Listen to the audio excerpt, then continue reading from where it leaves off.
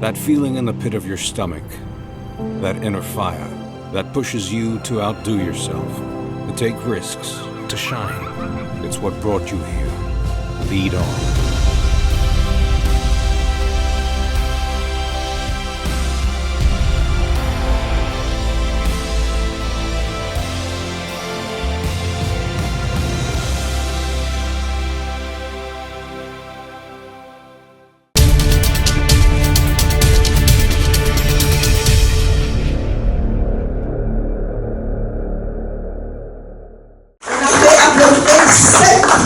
Plus que 7 quality control pour ces entreprises, ces NGOs qui sont présents.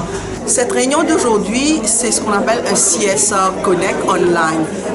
On avait mis online 57 projets, 17 dans le domaine des disabilities, 17 pour les women and children et 17 dans le domaine de l'éducation, avec un pour Rodrigue.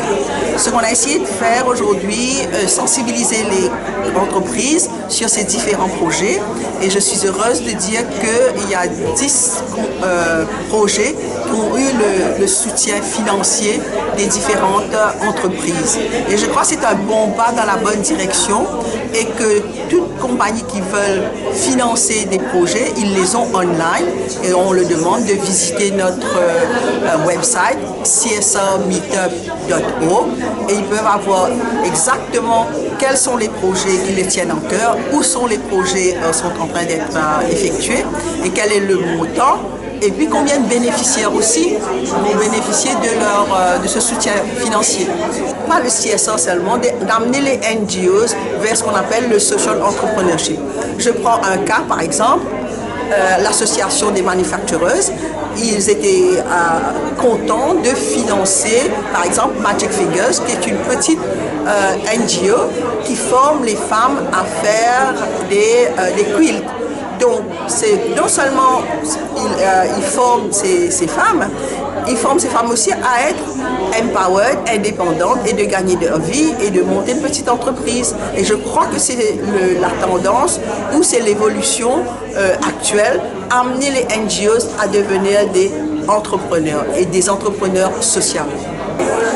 Le souci que nous avons, c'est qu'on est à court de fonds et on est une ONG qui existe depuis 1958.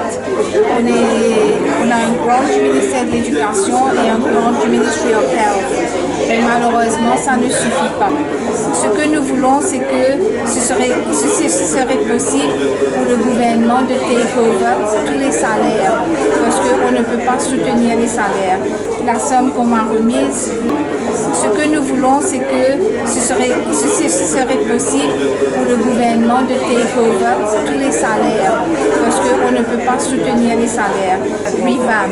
Pour l'autre somme, si je serais obligée de mettre ça envers les salaires, parce que, comme je vous ai dit, j'ai que 88 000 roupies dans mon compte. Arrivé à janvier, on n'a pas d'argent. Les salaires font dans les 350 000 roupies par mois. Et comme ça, nous, on peut trouver de l'argent pour maintenir l'école, parce qu'on n'a pas d'argent pour maintenir l'école.